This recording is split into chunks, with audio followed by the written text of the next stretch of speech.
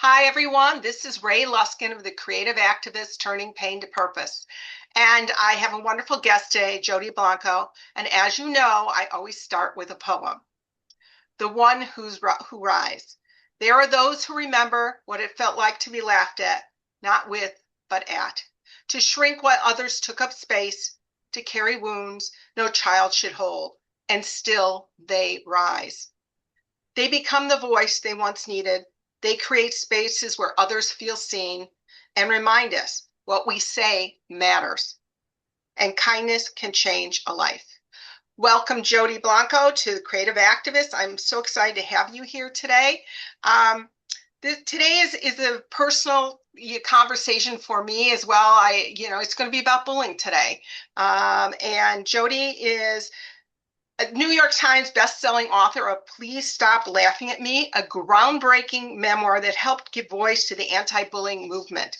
Jodee has dedicated her life to transforming pain into purpose, working in schools and organizations across the country to create more compassionate cultures through communication and understanding. Jodee, I'm so grateful you're here. Oh, I'm honored to be here, and thank you for that lovely poem. It was heartfelt and so authentic. So thank you for that, and You're thank you. welcome. You're welcome. So Jodee, a little backstory, had a successful career in Hollywood as a publicist before everything shifted. And why don't you tell us a little bit what happened and, why you said you couldn't stay silent anymore? Well, from fifth grade through high school, I was the kid that nobody wanted to be caught dead hanging out with, and I struggled to fit in for the same reason so many kids do today, simply for being different. Now, I bury that inside me and I built a really successful career in PR. I owned a firm and I was like a bridge between the book publishing industry and the entertainment business in LA. And I did that all through my 20s and 30s. And then in my late 30s, I realized that I was still haunted by what happened to me in school. The exclusion, the ostracism, the judgment, it it had it had burrowed a hole inside me and I was being swallowed by that hole. And I remember the turning point. I was at a meeting with the chairman of the board of Universal Studios about a film project that I was working on. And I did great in the meeting. It was a tough meeting. I did really well. But at the end of the meeting, my concern wasn't, did I hit my mark? Did I get my point across? Is this business transaction going to be effective now? None of that. My concern that I kept ruminating on for days was, what if they didn't like me? And I realized, wow, I need to do something about this. I can't be the only one who's haunted this way. So that's when I decided to write Please Stop Laughing at Me. And ironically, Ray, I represented all the major publishers in New York. They were all my clients, and not one of them would publish the book. And they all said the same thing. They said, Jodee, we love you. You've made us a lot of money, but bullying is a non-issue. There's no audience for this book. So I convinced a tiny little publisher way out in rural Massachusetts to take the book on. And it was an overnight New York Times bestseller. And so suddenly kids started coming to me wanting help. And so I walked away from my previous career and I started working inside the school system. And that was almost 25 years ago. Wow, that is a powerful story. And I know for myself and my family, my son was bullied in junior high, which I know is one of the worst times, that kind of thing. But also I was bullied as a kid because I was fat. And I was ostracized and people would pick on me. You're the last one on the team, or they joke about it and laugh. So I understand it from a personal level. And those are the wounds that stay with you for a very, very long time. And so I applaud you for taking that time to heal your wounds and talk about this issue. I think it's wonderful because there wasn't a lot going on in those days. There wasn't anyone to talk to. And, when I grew up and I taught my son, it was sort of like, well, turn the other cheek, try and use your words, and it didn't work. Yeah. And it didn't work. And I'd be at the counselor's office at the school and this and that. And it was a real challenge. And at one point we said, you know what? Get physical with the kid. We don't care. You won't get in trouble. And And, that's not the right approach. I oh, I mean, know, but I I didn't have any other options at that point. I didn't know what else to do. There was no experts out there talking about That's exactly why I did what I did. Because it. I'm the first voice of the anti-bullying movement. I'm the first survivor voice of the anti-bullying movement, the first adult who looked back as a survivor and tried to make sense of it all. And one of the things I do, I mean, what you're going through now, even though we have an awareness of bullying, and I've spent the last 25 years of my life nourishing and nurturing that awareness. But even though we have this awareness of bullying, the challenges that you faced, Ray, as a mom, are still happening every day because one of the one one of the things that I'm adamant about when I work in schools, and I've worked in hundreds and hundreds of schools, I have a program called INJJA. It's not just joking around. And I go into schools and I address the matrix of bullying. And the matrix is three-pronged. It's students, the school itself, meaning teachers, administrators, and culture, and then parents. That's the three elements of the matrix. And unless you address all three elements simultaneously in a way that makes each of those prongs respect and understand the other, you're not going to have any effect on bullying intervention. I So love that approach. That is, yes. And it's holistic because all these people, all these responses matter. You can't just turn a blind eye, and things well, like that. and the thing is that, one of the most important things that I do when I work in the school system, in addition to trying to compassionatize the students, is reacculturating the adults, the teachers and the parents, because the biggest mistake, if there's any parents or teachers listening to us right now, the biggest mistake that adults make when dealing with any bullying related situation is they approach it from the mindset of an adult and they have their adult hat on. They have to be able to remove that mindset, remove that hat, and see the situation through the lens of the kids. Because until they do that, they're not going to effectively intervene. And that's what I try to do is Can you give teach an adults how example? to do that. Yes, Okay. I give you a great example. For example, one of the things that grown-ups always tell kids, there are certain cliches that don't work. Leave them alone and they'll leave you alone. Ignore the bully and walk away. They're just jealous. 20 years from now, when you look back on this, you'll laugh. I know how you feel. Those cliches not only don't work, they make things worse. And to give you a specific example, ignore the bullies and walk away. Now, why is that deeply damaging and counterintuitive to tell a kid? Well, first of all, what's the one thing that we tell kids all around the world? We tell them, don't be a bystander. If you see somebody getting bullied or made fun of, stand up and defend that person. Right. You want them to Wait, be an upstander. wait, let me finish. But then why is it that we'll turn around and say to that very same kid, oh, you're being bullied? Just ignore it and walk away. Isn't that a mixed message? Yeah, that is. I hadn't Aren't we put in it together effect like that. That's aren't we in effect asking that child to be a bystander in his or her own life? So we're tacitly advocating a lack of self-respect or self-advocacy. Also, the other reason ignore the bullies and walk away doesn't work is because in the world of grown-ups, Ray, let's say that you're at work and somebody is trying to annoy you on purpose. If you ignore them, you're right, they'll probably stop. In the world of kids, it's the opposite. There are two types of popular kids in a school: elite leaders and elite tormentors. Elite leaders are the kind members of the cool crowd. Elite tormentors are the unkind members of the cool crowd. Well, if you've got a group of elite tormentors picking on an established target, somebody they're always judging and making fun of, the more that target ignores them, the more they will accelerate their abuse until they get a response. So taking an adult logic and imposing it into the world of kids not only doesn't work, but often it can make things much, much worse. Interesting. That is interesting.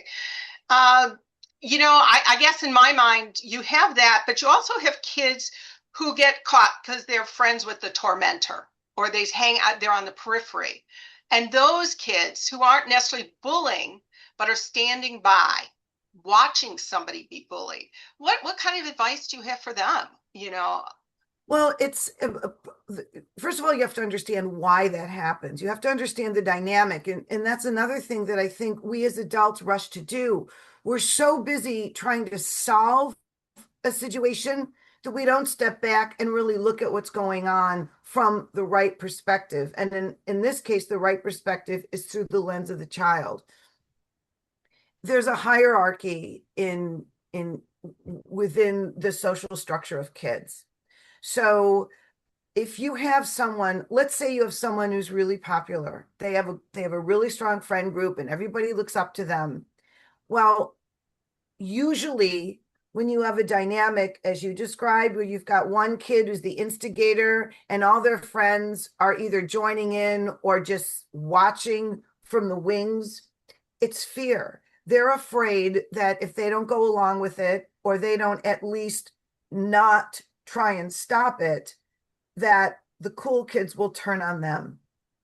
And that's why it's so important that as educators and as parents, but especially educators in schools, they need to be able to identify who their elite leaders are, who are the natural born leaders in their schools that are kind and compassionate and driven to make a difference, and then implement programs and support systems to give these kids the tools they need to help transform bystanders into what I call rescuers or upstanders. So it's not so much how can we empower the kids who are bystanders, but how can we empower the kids who aren't to influence and inspire their classmates? Okay, that's good. So tell us about some of the programs that you are implementing in the schools and stuff. And Well, I do two primary things in the school system. The one program I do is called INJJA. It's not just joking around, and it's a comprehensive anti-bullying program. So typically I'll go into a school and I'll spend the day there. I'll do age-appropriate student presentations in the morning, divided by grade group, elementary, middle, and high school. And they're very raw and very real. It's just me sharing with kids what happened to me, earning their trust. I don't use PowerPoint. I don't use fancy gimmicks or slogans. It's just me being raw and real. And they're age appropriate, and I've been vetted by every major entity on the planet. So, and I run everything through psychologists, psychiatrists, the whole nine yards, Department of Health. So it's all vetted and supported. So those are the student presentations. Then I do an after-school teacher workshop that's strategic and tactical on how to successfully intervene in bullying and how to understand it. What makes it different is it's through the lens of the child, the lens of the student. And then I do a parent seminar in the evening on how to work in partnership with the school in bullying-related situations and how to help and empower your own child. Then there's a lot of collateral materials. There's a communications toolkit for students that I give to teachers that they can use to teach their students to communicate better with each other and adults. There's digital resources for when you say teachers and communication parents. tools, can you explain what some of those are, one or two, so we have an example? Sure. For example, I teach kids, let's say middle schoolers, I teach them, well, and little ones too, I teach them that tattling hurts, telling helps. And I explain that if somebody is mean to you, it's not because they don't like you, it's because something else is going on inside that's making them afraid or scared or angry. And they bring those hurt feelings to school. That the bully hurts on the inside, so they hurt others. And that telling helps because when you tell an adult, then you're getting that bully or that tormentor the support they need. And when they stop hurting, they'll stop hurting you and others. And then I give, like, for example, the middle schoolers, I give them a conversation starter card. So all they have to do is read it and fill in the blanks. So, for example, let's say you're my principal, Ray, and I would say, okay, I have something to tell you. Now, I'm not telling you this because I want to get this person into trouble. I'm telling you because I think this person may already be in trouble on the inside and I want to help. When blank did this, the name of the person, one sentence about what they did, this is how it made me feel, one sentence, and this is why it made me feel this way, one sentence. And I tell kids to write it down on their card. Then I would say to you, the adult, please, will you sit down with this person and help them so they stop hurting me and others? And when kids are empowered to report from that point of view, they don't feel like snitches or tattletales. They feel like they're actually helping someone. And so it flips the script. It shifts the paradigm. And that's one of 30 to 40 tools that I give schools. Um, there's a tool for a social media post litmus test, 3 questions to ask yourself before you post something on social media, a rumor identification test, how to determine if something is truth or a rumor, a conversation starter card for how to communicate to a teacher when you're angry or upset with respect and kindness. So they're basically, it's SEL, it's social emotional learning, but it's dialed down into a form that kids can engage and learn from, and it helps the adults become better communicators too. And that's my expertise. I'm a communications expert. I'm an Right. expert on the human component of communication. So I teach communication in the corporate space. I work with corporations on anti-bullying. I work in schools. I help people communicate in a way that inspires connection instead of friction. I love that. I love that. Now, I just want to go back a little bit and ask you, in your own healing process, what did that look like for you? What were some of the tools you used, the people, those kinds of things? Well, when I was younger and growing up, and by the way, everything I advocate when I go into a school and I advocate things for parents or teachers or kids, all the things that I advocate are based on my own experience, but then the efficacy of those things is reinforced by the thousands of people that I've worked with in the hundreds and hundreds of schools over the last 25 years, right? So I know the stuff works. Um, the One of the things that I tell parents if their children are struggling at school socially, and that worked for me and works for many other kids, is to find a brand new social outlet completely separate from school, typically a neighborhood or two away, where your child can make new friends with new faces. And that's what I did. I found a theater group about 8 miles from where I lived, completely different school district. And I did plays and I did summer stock and theater workshops there. And it saved my life because I was able to have a different friend group, none of whom I went to school with. And so on the days when school was unbearable, I could say to myself, yeah, but I'm going to see the kids from play practice in a couple of hours. Mhm. So that's one thing growing up. I also kept a journal, which I think is really important. I wrote a lot of poetry. I got everything out. I didn't let it stay in. So I'm a huge proponent of journaling and poetry writing and getting it out. I also had strong faith, and I'm spiritual in that I do believe there's something greater that guides us.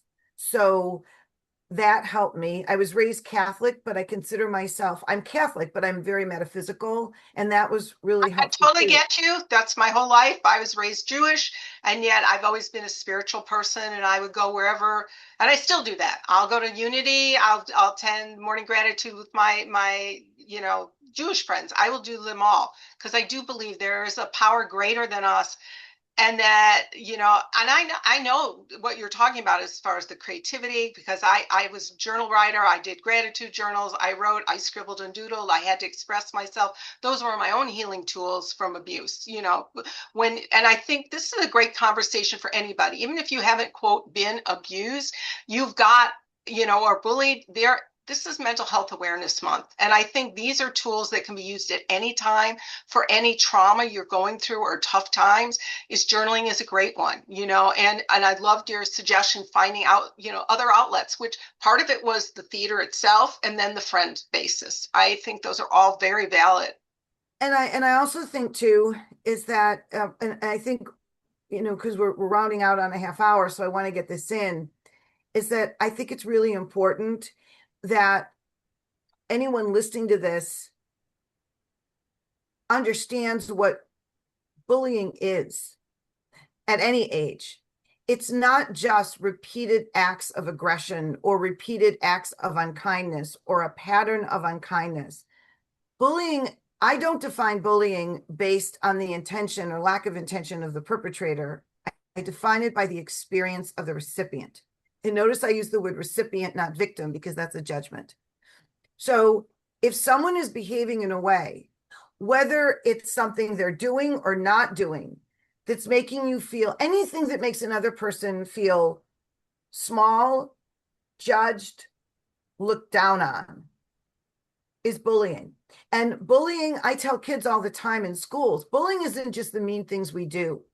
It's all the nice things we never do, that deep down we know we should, but we're afraid of what others will think if we do. And if you're in a work situation, if you're in a romantic relationship, in a marriage, in a school, in a community group, if you're in any kind of group or in any kind of relational circumstance where you're always walking on eggshells, where you feel diminished or judged, or as if every second you have to prove yourself,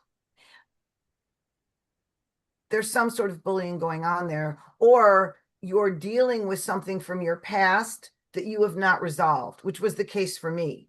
And Mhm. so I resolved it. And the other tool, you asked me about tools, is therapy.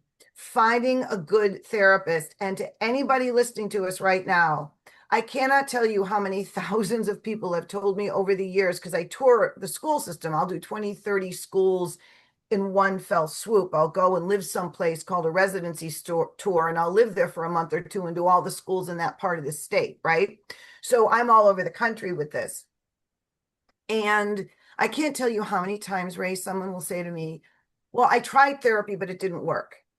Well, finding the right therapist, sometimes it takes more than one. Sometimes you have to go through two or three or even four of them until you find one with whom you click.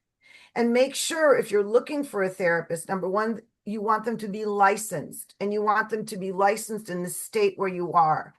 Two, you want to interview your therapist, and you want to ask your therapist their perspective on school bullying. If that's whatever you're going for, what's their experience in dealing with this, and what is their perspective on it? Because if you're going because you're an adult survivor of school bullying, and your therapist doesn't think school bullying is a formidable form of abuse that can have long-term effects, then that may not be the right therapist for you. Right. And so don't just give up on therapy because the first therapist you talked to you didn't vibe with. You've got to be as relentless in your own healing as you would be relentless in helping someone you love heal from something. I love that. I know we're starting to run out of time, and we will have we have more to talk about. I do have one last thing, because you hear Yes. about cyberbullying all the time now, and how many kids have committed suicide because of it and things like that. So how do you address that? Well, first of all, I always get the question, isn't bullying worse today than it was when you were a kid? And I'm 62, right? And my answer is always the same thing. No, bullying is no worse today than it was 50 years ago. The only thing that's different is the weaponry to achieve it has become more sophisticated, and it cuts a wider and deeper and more threatening swath. Now with AI, it's exponentially. It's the weaponry now is nuclear, right? So what I tell schools and parents and what I teach, because the other thing I do in the school system is professional development. So I train principals and superintendents and teachers all around the country on communication and anti-bullying. And one of the things that I tell them relevant to cyberbullying is that it's not the weaponry. We need to compassionatize our kids, create school cultures and home cultures where empathy and compassion are developed like a muscle and they're reinforced and they're nourished, because a compassionate child isn't tempted to use Snapchat or AI to hurt another student. A child who's not anchored in compassion may. So it's not about restricting access to the internet, because kids are going to get access to something if they want it. Sixth grade boys in 1975 could access a Playboy magazine if they wanted it. Nothing really has changed. What we need to change is how we acculturate our kids and training them to be compassionate and empathetic from birth. And one of the ways to do that in the school system is to implement compassionate, restorative forms of discipline as a supplement to traditional punishment. Because if you've got a kid who's the bully is almost always a child in pain acting out in a cry for help. So if you answer that cry for help with punishment and that cry turns into a howl, you have just exacerbated the situation tenfold. So we as the adults need to take a step back. And there's lots of research recently that supports this, especially recent research on violence, that violence is almost, it's a disease, it's a contagion, and we need to address it the same way we address any kind of disease. Well, it's the same thing with bullying, is that no kid is ever cruel because they get off on being cruel, unless they're a sociopath, and sociopathy is rare. Most kids, if they are cruel, it's because something's going on in their lives and they're crying out for help. So we need to discipline them in ways that help them access their empathy and develop it. And then we can start transforming the paradigm in our school system. That's fabulous. Now, how can people get a hold of you? Well, best way to get a hold of me if is my school website is just jodeeblanco.com, JODEEBLANCO.com, jodeeblanco.com, or you can go to my landing page, which is the Jodee Blanco group, all one word.com. And there you'll find information. You can click on my school site, or if you're a corporation or professional association, you can click on my corporate site. Yeah. And I think what you're doing, Ray, is so wonderful. And I'm so honored and humbled that you wanted me on the show and to do your podcast. And I'm grateful for the work you do. Thank you, as I am for you. So, Jodee, this has been an amazing conversation, and I'm just honored that you were here. And for a backstory, really quickly, I literally heard Jodee talking to somebody else at the Baha'i temple, and I went up to her and I said, "Tell me about this." And then that's how we met. So it was just one of those moments. It was meant to be. If you believe in metaphysics, you believe in synchronicity. Yep. So if this conversation resonated with you, I invite you to join me at the Creative Activists Turning Pain to Purpose, a space where stories are honored, voices are reclaimed, and together we create a world rooted in compassion and healing, because your story matters, your healing matters, and you don't have to walk this path alone. Thank you, Jodee. Thank you. Bye.